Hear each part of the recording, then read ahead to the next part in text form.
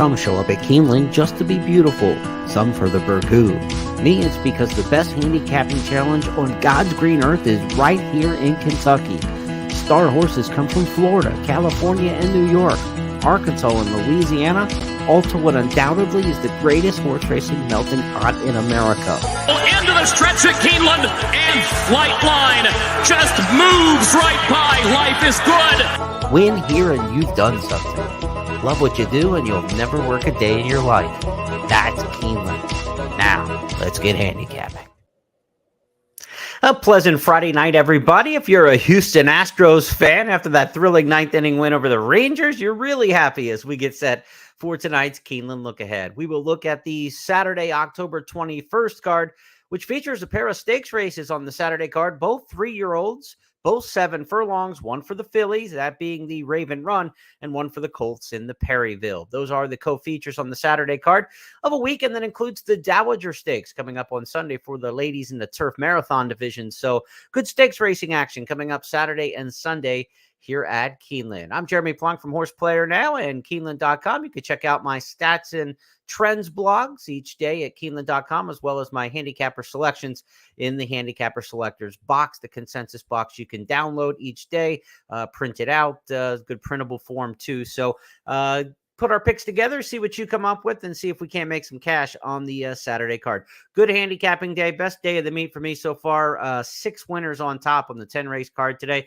The conditions were soupy, no doubt about it. We lost 3 turf races. Everything was on the main track. Of the 7 originally scheduled main track races, those were where I had 6 winners. So the races that came off the turf, no luck on those particular ones, but 6 winners on top. 3 of my second choices won races as well on the 10-race card. So we were dialed in. There were no huge prices on the day, but we were right, and we hope to be right with some prices now as we get into the Saturday card. Now, if you watched the races from today's action, you know what happened, but if you didn't, let's give a quick recap here. 2 win days for the top 2 jockeys in the standings. Tyler Gaffalione had 2 wins, as did Luis Saez. So they both came into the day with 13. They're now tied at the top, 15 wins apiece in the standings. 6 days of racing remain at Keeneland. We've got 2 more days this week, Saturday and Sunday, and then a 4-day racing week next week that runs through Wednesday through Saturday before the action then goes to Churchill Downs for the fall on the Kentucky circuit. So jockey standings tied 15-15 by the 2 guys that have won the last 10, 12, 13 titles in a row. I don't even know how many in a row it's been. It's been so many where it's either been Saez or it's been Gaffalione. It's going to happen again. Those 2 are locked up at the top. And it was a slow start for Tyler, but he picked it up after opening weekend, and he's got it going right now. Wesley Ward had 2 wins on the card today, and really it was a day where there were a couple turf sprints scheduled, but they came off the turf. Ward won 2 nonetheless, so good day for him. And it was nice to see Raging Sea back today, 3rd place finisher in last year's Breeders' Cup Juvenile Fillies here at Keeneland. And, of course, she was also on the board in the Alcibiades last year as a 2-year-old. She was back to Keeneland for the first time since last year's Breeders' Cup, and she looked good in allowance company today. She's destined to get back into the stakes ranks. Hopefully trainer Chad Brown will keep her healthy, and she'll be able to proceed through the winter and into the spring. Could be a good one in the distaff division. A 3-year-old who really didn't get a lot of wear on the tires this year. So nice to see her back today. Raging Sea looked awfully good. Could be something in Churchill, right? Fall City, something like that. Take on older horses post Breeders' Cup. That Thanksgiving weekend would make a lot of sense. But she's definitely destined back for the stakes races. Good win today. 3 1/4 length margin in allowance company for Raging Sea. So only 1 winner of the 10 races today on the program at Keeneland, or was it 9 races on no, it was 10. It was a 10-race card on Thursday. 10-race card today. Only one of the 10 winners was more than 2.5 lengths off the lead after about a half mile into the race, even a 1/4 mile into the race. So really only 1 closer on the card. It was speed favoring, but it was very sloppy. What kind of conditions are we going to see on Saturday? Let's talk about that first. The weather forecast looks good. Temps in the high 60s, maybe brushing 70 degrees. A sunny sky. So it's going to be a nice day. The track is going to dry out throughout the day. Now, will that drying out process take place in the morning? And by the time we get to the afternoon racing, it's a really fair and even kind of racetrack? Or is it going to be slow drying and where we start the day where it gets really heavy and boggy, and as the day goes on, then it kind of picks up speed a little bit? We're simply going to have to wait and find out. We're going to have to watch a race or two. You can look at the workout tab tomorrow and see if the times look faster or slower than normal. Might give you a little bit of hint of what might go on. And certainly you want to tune into the Today at Keeneland show at 11:30 a.m. Eastern with Scott Hazelton, Kate and Bradar. They're going to take you through their preview of the card from on track right there. And you're going to get to see what the track looks like and get a good sense of how it might play. But certainly today it was speed favoring. You get that on a sloppy track that was sealed and had water on top of it. But they're going to open the track up. They're going to harrow it for sure to dry it out. And it's just a matter of how fast it dries and how much water Mother Nature helps take out of it tomorrow morning and into the early part of the afternoon hours. My guess is it might start out pretty slow and heavy and demanding at the start of the day and then kind of dry more and get a little quicker as the day progresses. We shall see. Now, we do have a 10-race card set for Saturday, as we mentioned, 2 stakes races on the program. Let's take a look at the big picture and see how the multi-race wagers line up on this card. Pick 5 begins in race number 1 on a 10-race program. Second race on the cards got you the early pick 4. The turf pick 3, these are a little different numbers. We've been seeing a lot of 5, 7, 9 for the turf pick 3 throughout the meet. The turf pick 3 on Saturday will be races 4, 8, and 10. 4, 8, and 10 for the turf pick 3, denoted there in green. Pick 6, no carryover. Pick 6 starts in race number 5 for the Saturday card. We've got stakes action, the Perryville in race number 6. That's also going to start the late pick 5. The late pick 4 starts in the 7th race, and the turf pick 3 again continues in the 8th and 10th. The featured stakes race, the Raven Run, will be race number 9. Now, my key plays on the card come at the end of the program, races 8, 9, and 10. Part of that's necessity, and part of that is reality. Early in the program, I've got a lot of shorter priced horses, similar to the kind of card that we saw on Friday. Maybe we're right. Maybe we can still make some hay grouping some together and hitting multi-race wagers. But I think the better prices for me on Saturday happen to come in the later races. So I'm going to mark those up as my key plays, races 8, 9, and 10. We will tell you who those races and horses are as we get to each one individually. Now let's get to the handicapper selectors box. We've got Kate and Bradar back in there today. I know we had a snafu on the website without Caton's picks up there when we recorded our podcast yesterday. But we've got Caton up there for Saturday. So 5 handicappers back in the box. Got Hazelton and Caton from the simulcast feed. Tom Leach, the voice of the Wildcats, he'll be busy all weekend for sure. Kim Nelson, our pedigree expert, she's got her picks on the right side of the column. I'm down the middle, so we will look at these picks and try to compare and contrast where we've got some agreement, where we've got disagreement, where we might get nice prices, and where we might expect the favorites to lie based on public handicapper agreement. Okay, let's get started. Race number 1 on this Saturday card is a $62,500 claimer. This is an upper level claiming event, and Chris Hartman's had a good meet. 4 winners at the meet so far, 2 in claiming races, 2 in maiden claimers. He's got Vulcan in here, top choice by myself, Tom, and Caton. Vulcan's 4-1 in the morning line. Arietta's ridden 2 of the 4 winners so far at the meet for Hartman. I like this one back in what looks to be a pretty good spot. Claim for $50,000 at Ellis, has improved in the 2 starts since coming to the barn. You see that often when Hartman claims one. And now they get back to really a realistic level. This horse is probably most competitive in those kind of $50,000, $60,000 kind of level. Vulcan, I think, the horse to beat in race number 1. Got some agreement with my partners, and everybody's got Vulcan picked first or second. So that being said, 4-1 in the morning line. Are we expecting to get 4-1 on Vulcan in this field? Probably not. Mac Daddy 2 is the 8-5 morning line favorite. Cold as Hell is 5-2 is the second choice. Vulcan's listed as Nick Tamaro's third choice in the morning line at 4-1. But may go a bit lower than that based on what we're seeing here with the other public handicappers. Mac Daddy 2's got speed for Norm Cassie. Cassie with a win on the card. This is another horse who's kind of getting back to a more realistic level. Claimed for $30,000 back in May. Similar story to what we're seeing with Vulcan. Then tried tougher. Now back in where you should belong. I would think Mac Daddy 2 is going to be right in this mix. And Cold as Hell for the Hall of Famer, Wayne Lucas. We'll try to give Lucas his first win at Keeneland in more than 2 years. This horse ran a good second in the 22 fall meet here at Keeneland. So we know Cold as Hell likes it here as at Keeneland. We'll see if capable of kind of carrying the speed. Will be one of the front runners. You know, we're going to see how the track plays. The 3, 4, and 5 are the main players in this race. Also the 6, Comiskey Park. The 7, the Alligator Hunter. All the horses who have pretty good form in here are horses who have some early speed about them. So there could be 3 or 4 up there battling on the front.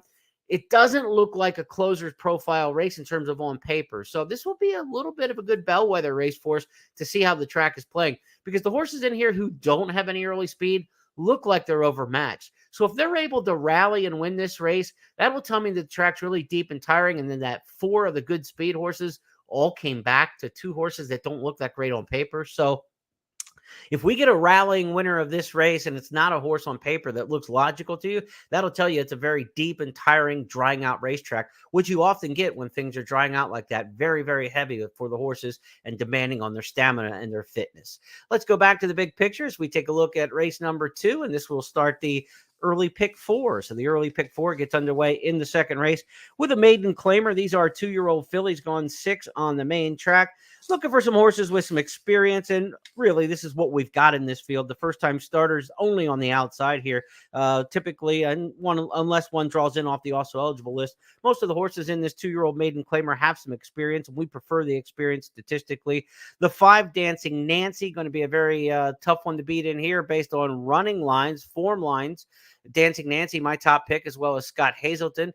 Picked second in here by Kaiten, Kim, and also Tom. So everybody's got Dancing Nancy 1 or 2. And the big reason for that is last time ran 4th at Saratoga behind Candied.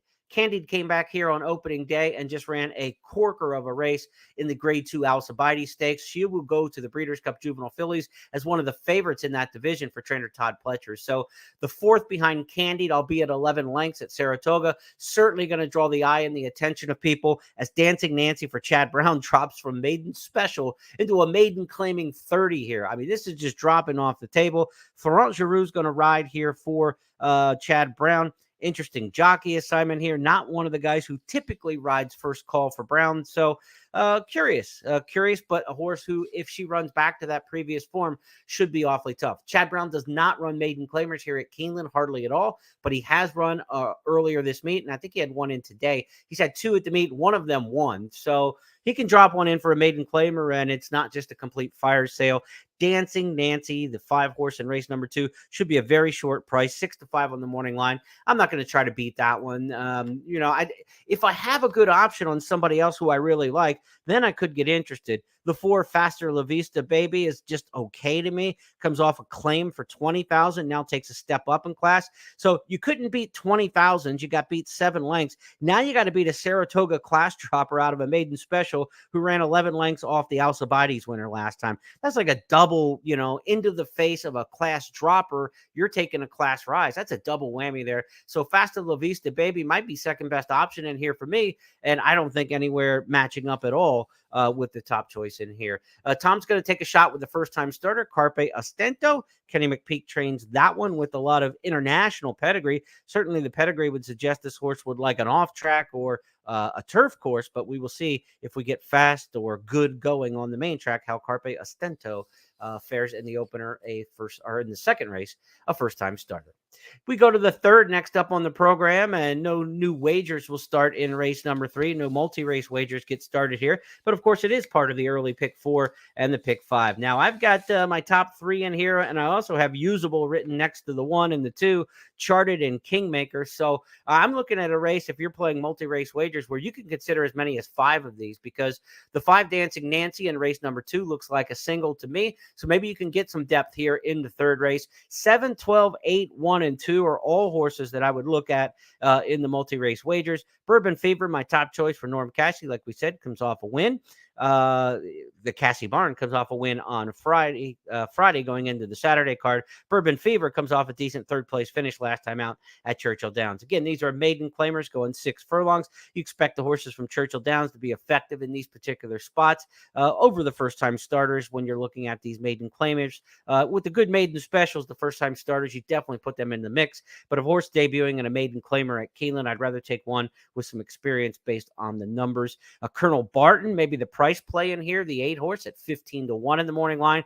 Got that one in my top 3. Trainer Mike Puich got this one He's coming off of 4 straight in the money finishes, 5 straight in the Super, but hasn't been able to punch out and get over the top. Maybe just finds the best company that she can find to get over the top and get to the winner's circle, or he, I should say, Colonel Barton. So, there's no reason that this horse steps up today other than some consistency and maybe just a field that's not very good. Back to reality on the outside for Chris Hartman. We talked about Hartman with 4 wins at the meet, 2 claimers, 2 maiden claimers. He's got Vulcan in the opener, and then he's got Bourbon Fever in the third, and he's doing it with claimers and maiden claimers. So could be a good start to the program for trainer Chris Hartman. Certainly keep an eye on that one. Kingmaker, the 2, again, one of those I added in. I would say the 1 and the 2 are both horses that I want to put in. So 7, 12, 8, 1, 2. I've got really zero big opinion in this particular spot. And the third race will be one that I don't put a lot of my cash on. When I say don't bet a race, that means you bet double somewhere else. I mean, my job's to get you excited about playing the races, but not playing all the races. You got to be realistic as a handicapper. All races do not merit you playing based on your opinion the same amount of money. So if you really like a race and you're a $10 player, it's a $10 bet. If you don't like the race, you either pass it all together or put $2 on it. So now you got 8 left over to put on a race you do like. You still spend 20 over 2 races. You got 2 on a race you don't like and 18 on a race you really like. That's the way you want to kind of weight your wagers. And for me in race number 3, not very interested in that particular spot. 4th race on the card. Hopefully we will be back on the turf. Be sure to check social media channels, Keeneland Racing. Check the simulcast feed, Keeneland.com. You want to get your updated changes and conditions for Saturday as soon as you can. Again, we were off the turf Friday today. So Saturday's card, fingers crossed that we're on the turf. There are no stakes races on the turf. Both races in the stakes ranks are on the main track. So will they keep the allowance races for the Keeneland Turf Pick 3? As you saw today, they can still run the Keeneland Turf Pick 3 if they're not on turf, as we did today on the card. But these Keeneland Turf Pick 3 races, 4, 8, and 10, will they all stay on the grass? We shall find out. I handicap the 4th race tomorrow, assuming they will be on the grass. And if they are on the grass, you've got to figure there's some give in the turf course after the rains Thursday night into Friday and most of the day Friday. So this turf course will have some give to it. Look for horses who have soft ground and yielding ground good form. Also horses with foreign pedigrees and foreign racing experience where they've been on the goo a lot more than our American horses, who we pretty much shut it down when the turf conditions are on the softer side. So race number 4, we get started here and try to figure out who we're going to put in the winner's circle. I'm going with Via Reggio, and I think this is a very solid pick in here, but I don't think we're going to get a very big price. 2-1 on the morning line. It's Brendan Walsh and Tyler Gaffleone. What a year they've had together, about 25%. Really have had a strong season. This one comes out of the One Dreamer Stakes, the Dick Memorial at Delaware, at Santa Anita in the Gamely. Last time this horse was an allowance company like she will see today on Saturday. She was a winner here at Keeneland back in the spring meet of April 21st of this spring. That was at 1 mile and 16. She should be coming on late. You'd say, well, maybe the race is a little bit short for her, but the deal is here is there is a ton of early speed in race number 4. I've got Hot Pace written at the top of my past performances as my headline in here.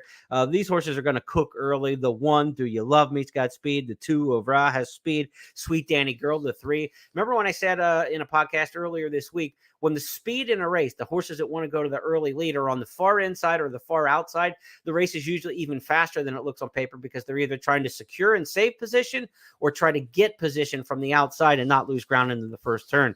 You've got a lot of early speed in this race. So Via Reggio, the 8 towards the outside, gets to just let the field go out of there. And they're going to go, and they're going to go fast. If it's a boggy, heavy turf course, the stamina is going to be tested of these runners. Via Reggio, of course, Irish pedigree, Irish and French racing lines, also English racing lines, has run on plenty of good to soft turf courses over the course of her lifetime and is absolutely bred for it. So Via Reggio, to me, a very logical winner of race number 4. But the problem is I don't think we're going to make much off of it. And I think the exact is going to be formful too. That's why even intra-race, I don't think this is one that we're going to get too wound up about trying to dive into. Because, again, I think the second best horse in this race is going to be the 4, A Day in Asia. A Day in Asia also with that British pedigree, a horse who's run on plenty of these softer grounds, and a come-from-behind closer off the Naira circuit under Flavien Prat for Christophe Clement.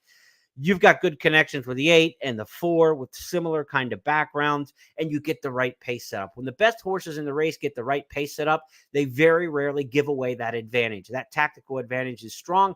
So I really think this is 8 and 4. I think it's a cold exacta in here.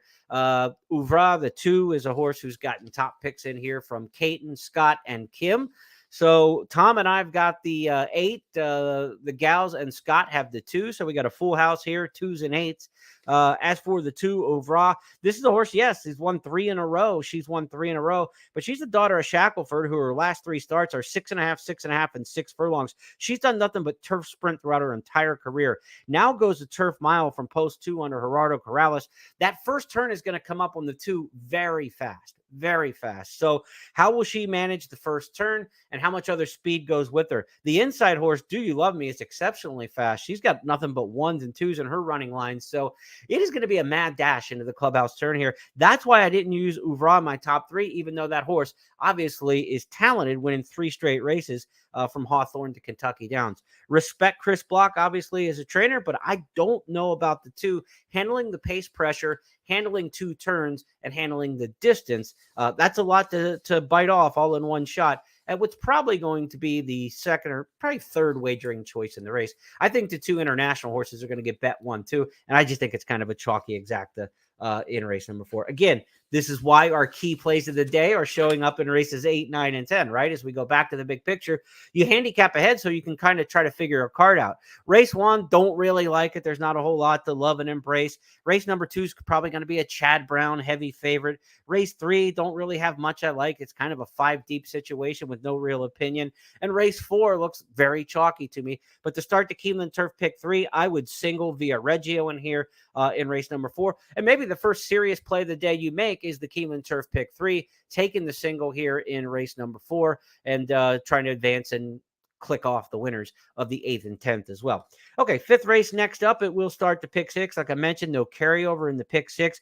What a fun maiden special weight race we have coming up here in the 5th race. 2-year-old fillies and some massive pedigrees to talk about in this spot. Let's give you a look at the picks across the way from the handicappers. Denim and Pearls, 4 top choices in here from the handicappers. $500,000 filly by Into Mischief with bullet local workouts. When you get these first-time starters with good local workouts on top of it, it's trainer Brad Cox, $500,000 runner. There is no way this horse is going to be 6-1 in the morning line. So expect looking with 4 public handicappers, all taking Denim and Pearls. You're going to get half of that, if that. 3-1 would probably be a little more than we're expecting. 6-1 in the morning line, not happening based on these works. But there are some other great pedigrees in this race, and maybe some horses who have star potential. Let's go right down to the rail. Bedazzle, the 1 horse, is a half to Just Cindy. She's a filly who won her debut in her first 2 starts last year, including the Schuylerville Stakes at Saratoga for 2-year-old fillies. She's bred to be good right out of the box. We'll see what the American Pharoah filly Bedazzle does right off the get-go. Best of all, the 2 is by Candy Ride out of Best Performance. The dam won her debut and was second in the Breeders' Cup Juvenile Fillies Turf when she was a 2-year-old. Best of all for trainer Chad Brown would be no surprise, Chad Brown and Tyler Gaffleon, and you might get a price in that particular spot. 6, Aunt Fanny, one of them I got picked in here. I've got her picked second. She's an Uncle Mo filly out of Ivory Empress. If Ivory Empress sounds familiar, she should. She's produced McCracken and 4 Graces.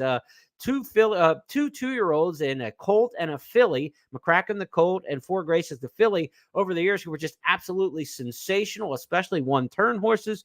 McCracken and 4 Graces are half to Aunt Fanny. What a great pedigree we've got with the 6 horse in this race. So there is a lot to like in here amongst the first-time starters. The price on Denim and Pearls at 6-1 in the morning line probably doesn't stick. If that price gets too short, I would have no problem whatsoever going to Aunt Fanny or Bedazzle. Bedazzle's probably a more unlikely horse to win, being down on the rail. You're just going to have to be absolutely the best to win a debut in a big field from down on the fence. Now, in these 2-year-old maiden specials, it's been all first-time starters and Churchill runners over the years. At the current meet, it's been the same way. The first-time starters have dominated the 2-year-old maiden specials, with the Churchill horses most likely next, most successful next. But if you look at the Churchill horses in this particular race, several of them are coming out of the same race on September 16th, a race that was won in 1:11 flat, a slow time. And the top, the top 6 finishers in that race all were within 2.5 lengths at the wire. When you have 6 horses within 2.5 lengths in a 2-year-old race like that, tells me there were no world beaters in there, and the time of 111 was slow. So they all just kind of clumped. I'm going to go against all the horses who ran in that Churchill race and had that experience, and assume with all these great pedigrees and the money that was spent on these horses and the trainers that we're talking about with these horses who have the good pedigrees. We're talking Ian Wilkes, we're talking Brad Cox, Chad Brown. I mean, we're talking some A-list trainers with the first-time starters of repute in here. I've got to think they beat that set from Churchill that come out of what looks to be a rather nondescript maiden race. And we'll see if experience matters. But in this particular case, more first-time starters have won these 2-year-old maiden specials this meet than from anywhere else. So I would go with the rookies and try to use at least 2 of them. I think Denim and Pearls and Aunt Fanny, race number 5. I would go too deep in that particular spot in the multi-race wagers. You start to get deeper, and now you're using a lot of different horses in there that kind of look similar on form. Try to get by with those top 2 for Brad Cox and Ian Wilkes, and we'll see how we fare in the 5th.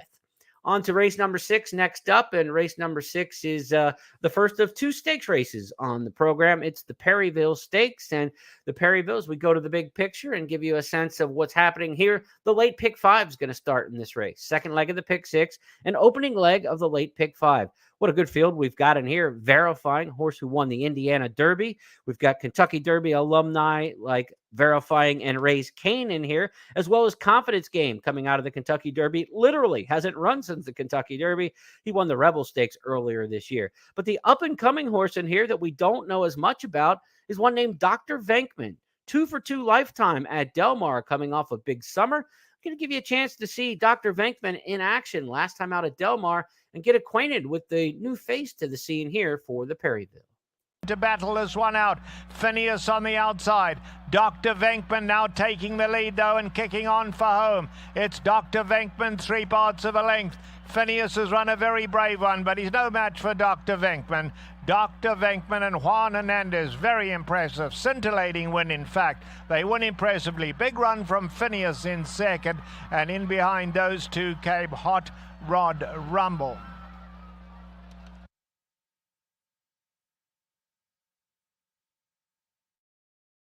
Big win and even bigger gallop out for Dr. Venkman. He's the top pick for Scott Hazelton and Tom Leach. Want to introduce you to that runner, and one that I've got picked 3rd in my top 3. Also, Kim Nelson's got Dr. Venkman in the top 3. Of course, Verifying is the main player in here as far as name recognition for a lot of players. Second in the Toyota Bluegrass this spring to Tapit Trice. Ran a dynamite race that day, just beating a half length on the wire, led in much of the stretch run, and just nailed by a neck by Tapit Trice.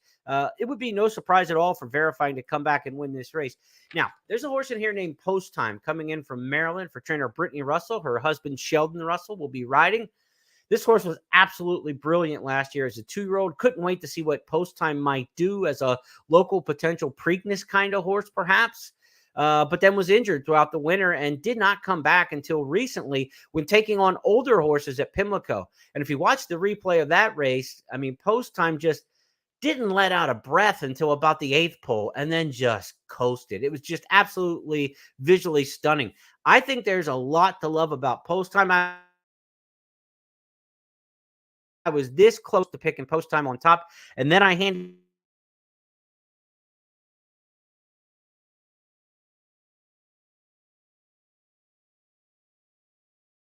and be exceptionally tough to beat in here. I don't see anybody to go with Verifying. And when you have a horse who's probably got the best credentials in the race, with the pace advantage, again, they don't give that kind of advantage back. And with the inside draw, I just think Verifying is going to be too tough. And even if Verifying doesn't get right on the leads, got to be second. And then coming out of some stronger races and 7/8 of a mile being a very achievable distance, I just don't see him beating Verifying. But I think Post Time could be special. I would not be surprised if this horse runs a cracker of a race. And I'm going to be playing the exactas in here, Verifying with Post Time. And this was really borderline one of my key plays of the day, but I'm afraid of Dr. Venkman, right? So you still got to get 2 horses to beat Dr. Venkman. I think he's got a lot of upside in here as well. You're not going to make any money with Verifying and Dr. Venkman. So, you know, maybe you put Post Time in the second slot with the 1 and the 3 and then some exactas in here, a 1-3 exacta and then a smaller 5-3 exacta, and that be the way to attack the race. Now, Raise Cane is the top choice in here for Caton and Kim. I'm not convinced that Race Kane isn't better going one turn. His race in the Gotham might suggest that, where he had that one big rally. But again, this is a race where there's just not a lot of early speed. So I don't know. And if I'm going to take a closer, I'm taking Post Time, because I'm just in love with the way this horse is run to this point. Now, the Beyer speed figures might say not competitive, but you got to understand the Beyer speed figures are kind of a conglomeration of what all the horses in the race are capable of doing, not just the horse who wins it. So if you win a race by 3 lengths and you're running against a bunch of horses that have only run 50s in their life, you're not going to get 100 because you beat a bunch of 50 horses by 3 lengths, right? It's only going to be slightly better than what they had. So he's a product of the figure history of all the horses he's been running against.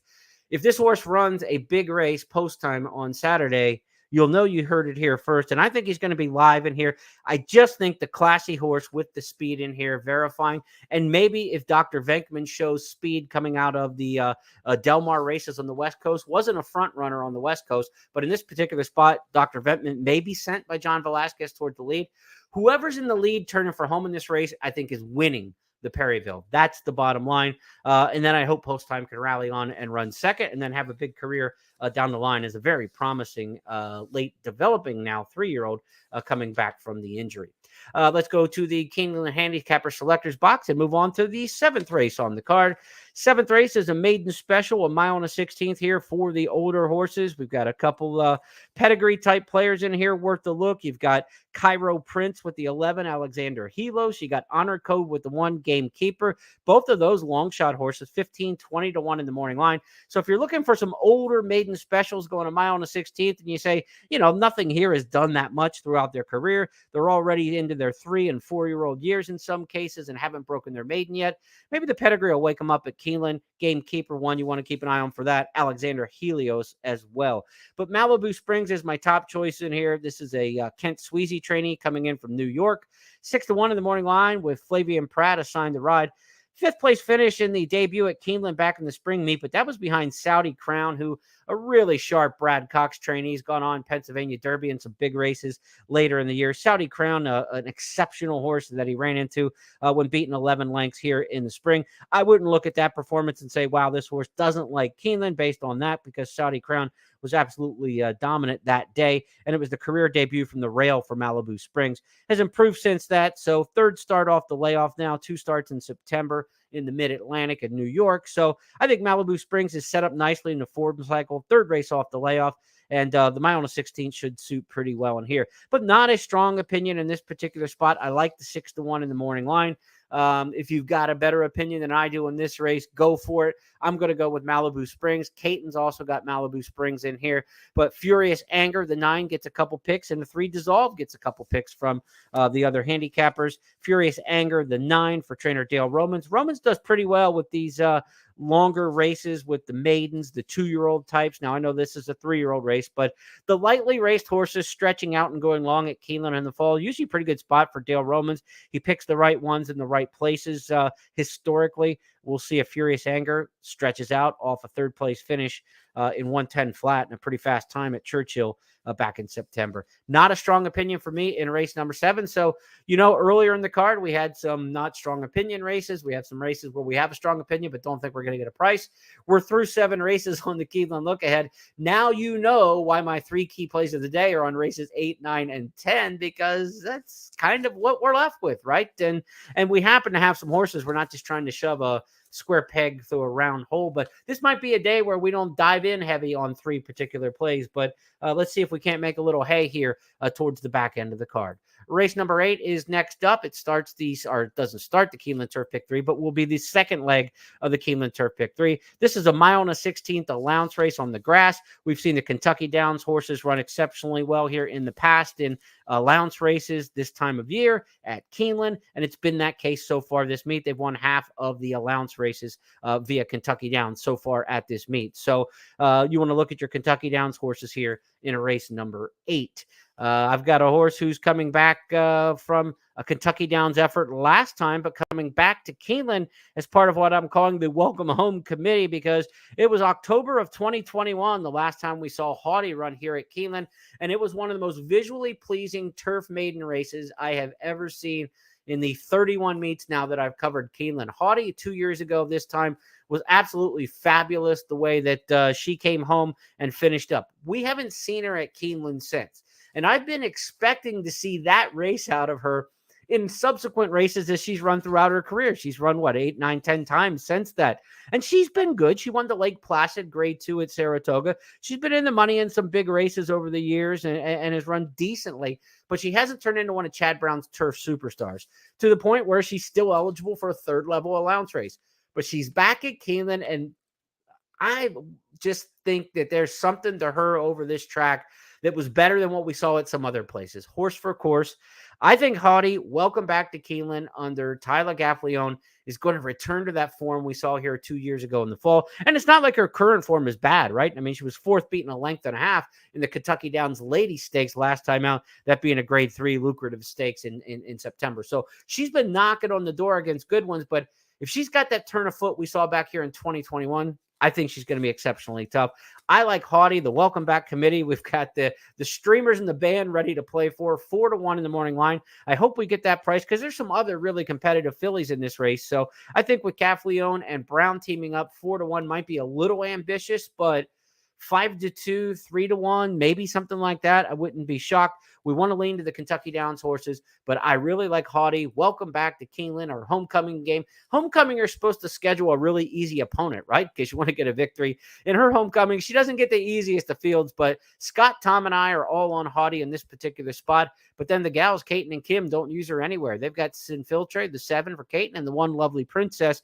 We talk about Haughty being a horse for course. Lovely Princess for Kenny McPeak down on the rail. Kim's top pick in here is 2 for 2 over the racetrack at Keeneland. This will be a little tougher spot than her previous races at Keeneland, but she got through a first level and second level allowance race. Now she's taking on some stakes caliber runners in this third level race. But for me, let's get Haughty in. Let's look at some key plays maybe underneath with the 7 and the 10 for exotics. 9 with 7, 10 with all, 9 with all with 7, 10.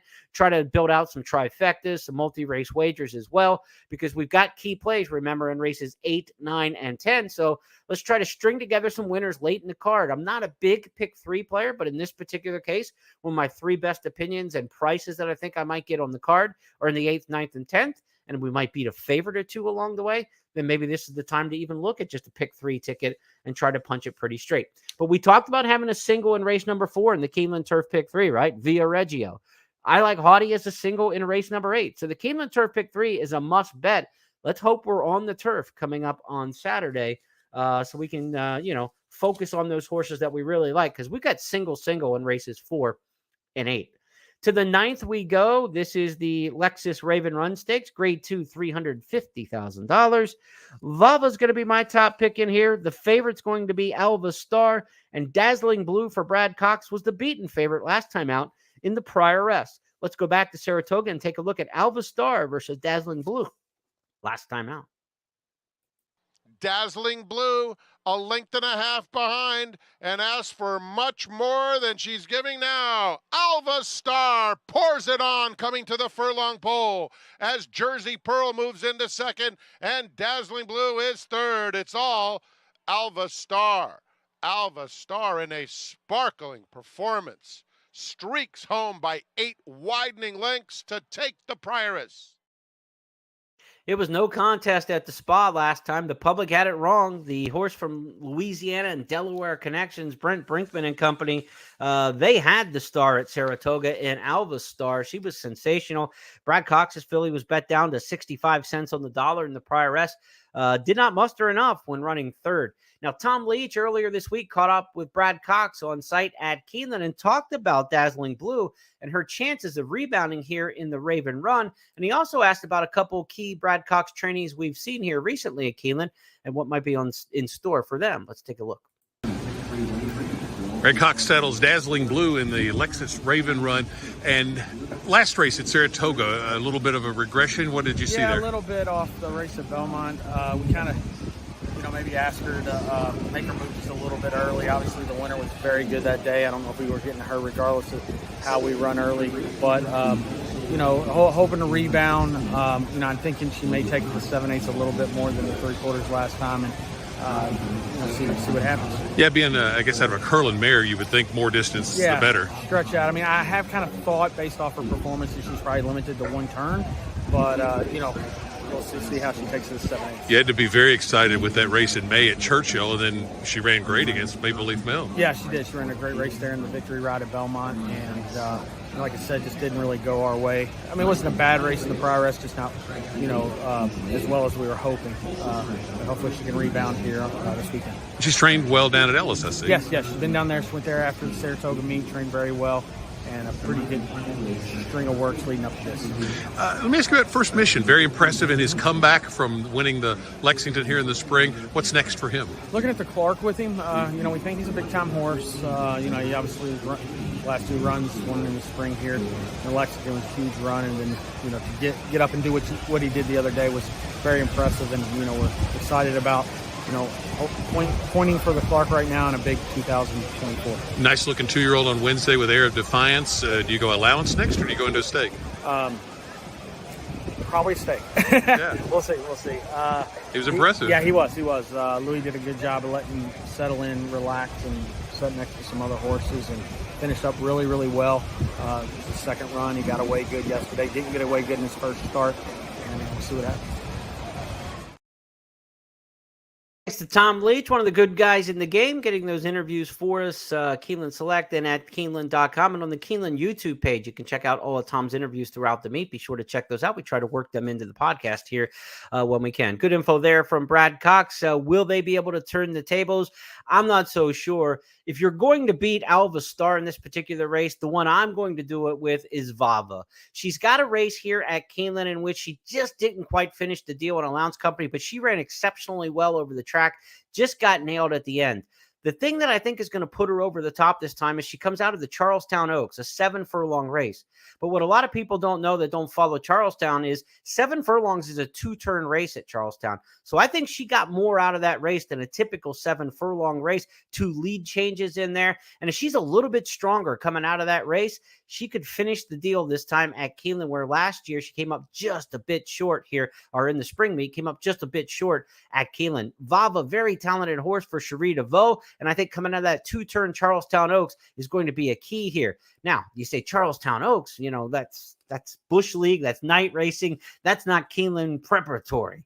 Well, in the last few years, 2 horses coming out of the Charlestown Oaks have won the Raven Run. So it's a good spot for her. I know the prior rest at Saratoga is an obviously good spot to lead horses into this race, but the Charlestown Oaks has also been effective. So Vava, my horse, and as we say amongst our key plays of the day, it's a 2-turner, help finish it off. That last start for Vava at Charlestown might be what puts her over the top. I've got her on top, and let's see what the other handicappers have in the 9th race, the Lexus Raven Run.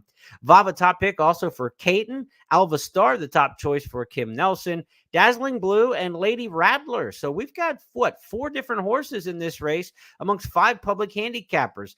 We're spread out a little bit more than maybe the betting will suggest in this particular spot. Alva Star, I think, is going to be a fairly heavy favorite. She got a big Beyer speed figure last time, getting that 98 and winning by 8+ lengths. And Tyler Gaffleone takes them out. So you get a leading rider.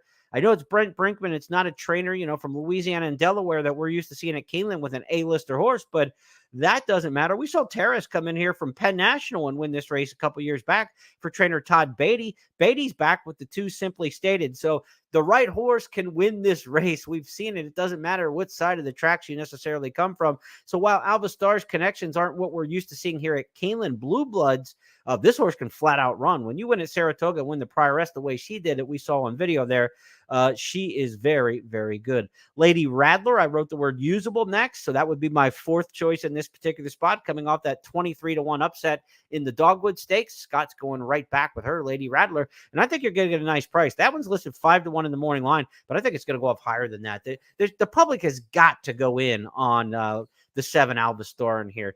Brad Cox is not going to get let go with Dazzling Blue, and I think Vava's going to get bet with Johnny V. I mean, this horse has really never run a bad race in her career, especially around 1 turn. She's really good here, and I think she's set up nicely off that 7-furlong race last time at Charlestown around 2 turns. Give me Vava or give me death, I guess, as we say.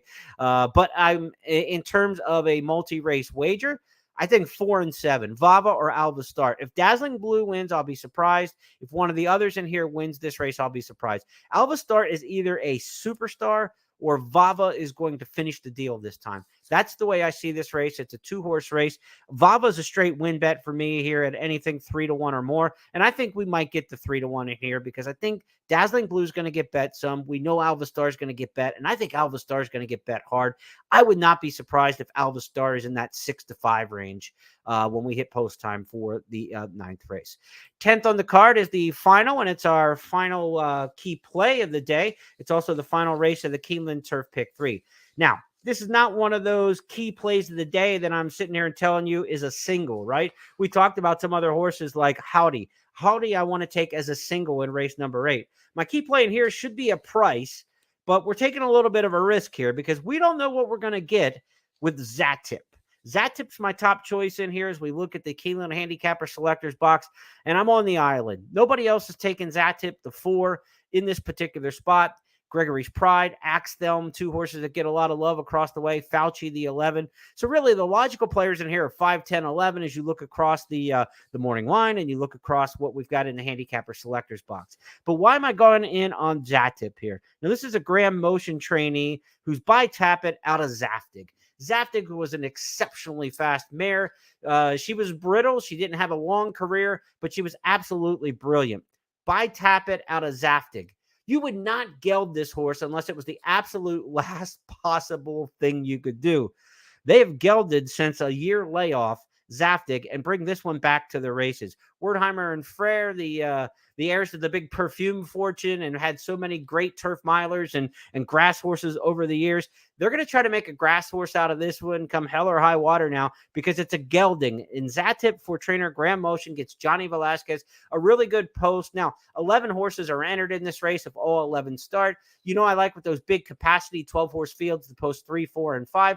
The stats start to dwindle a little bit as you start to talk about 10-horse fields, 11-horse fields. Again, because it's about the congestion of the turf course where I think, so if you get even a little bit of break where there's only 11 in here or scratches down to 10, you're not just leaning on post 3, 4, and 5 you are the way you are when there's a full capacity gate at 12. But nonetheless, the 4-hole is not a bad place to be at all. So I like the post position here with Zatip.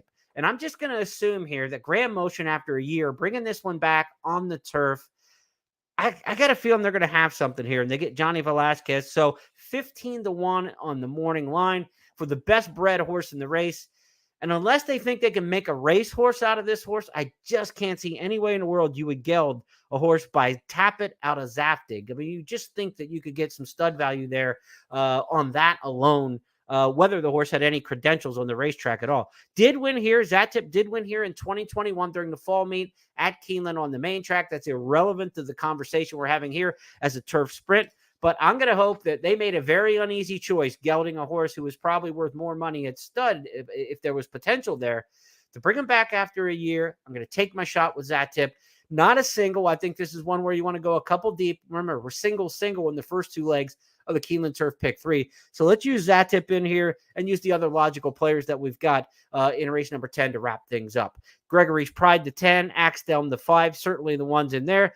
You want to use the 11 Fauci, I wouldn't argue with you. I don't know if we need to get quite that far. I do have usable next to that one under Gaffleon, but this is a horse who gets a lot of underneath races and finishes without winning.